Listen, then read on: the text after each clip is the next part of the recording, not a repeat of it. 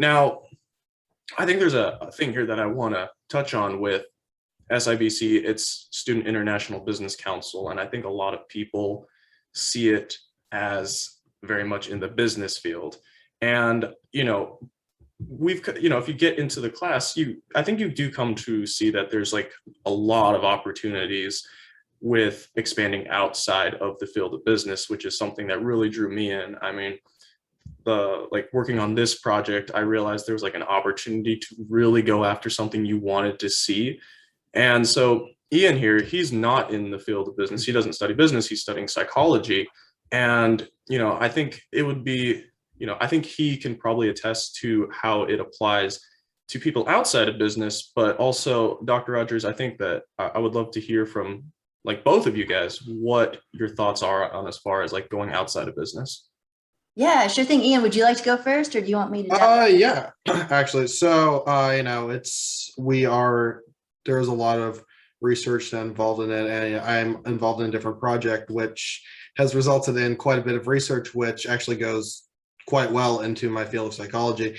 And, I think it is a good opportunity for other majors just to get up to see what a business world is like, because just because you are not necessarily a business major does not mean that you won't be working in, say, a business setting. At least that's in my opinion. And I can definitely say that I think it is a great opportunity to work on teams and see how it is. Now, Dr. Rogers, I don't know, why would you recommend that, say, someone who is not a business major take SIBC? Yeah, you touched on some of those very skills. We have the projects, and the projects are great.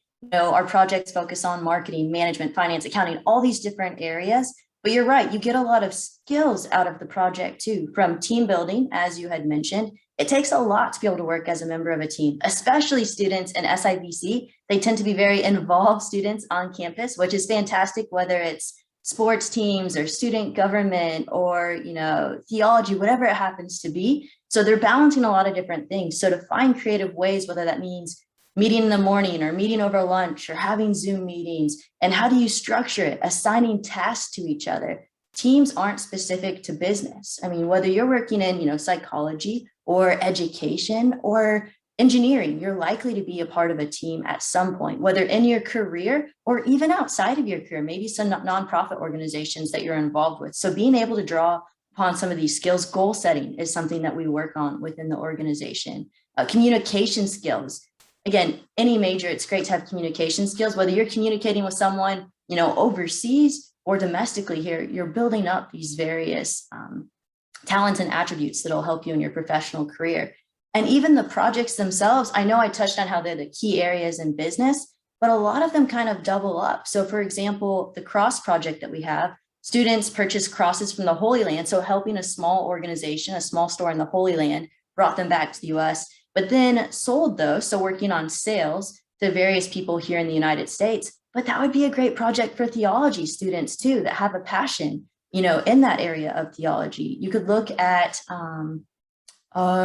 if you're a political science major, for example, last semester we had 3 different Canadian projects. Each one of those was for a city in Canada. So if you're interested in political science and government, the students presented to one of the city councils at the end of one of those 3 Canadian projects. So these various areas actually touch on different areas of study. This semester, we have a project going where students are working for a daycare out in the Washington, D.C., West Virginia area. So for an education student, that would be great if you're interested in, as you probably know a bit about, if you're in education.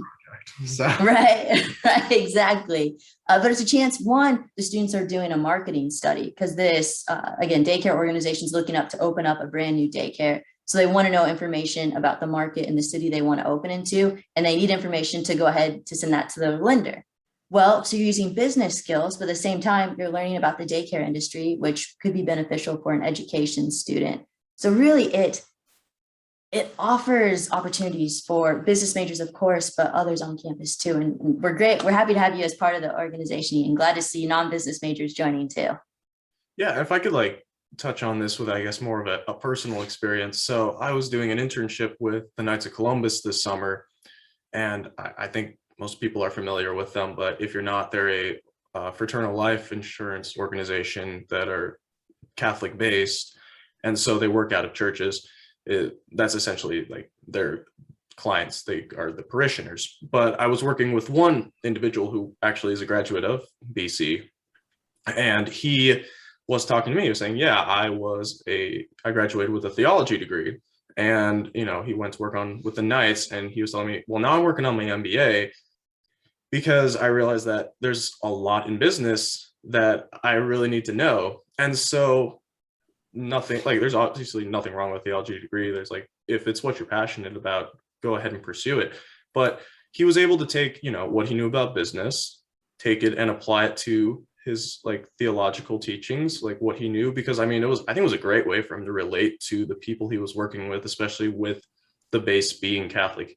He probably had a really good understanding of what was the best way to speak with them and what was a great way to engage in conversations with them, because he had that deeper knowledge. But at the same time, he also was able to take some other skills and apply them to what he already knew. So in a sense, it's kind of building on what you know. I think that a lot of times companies value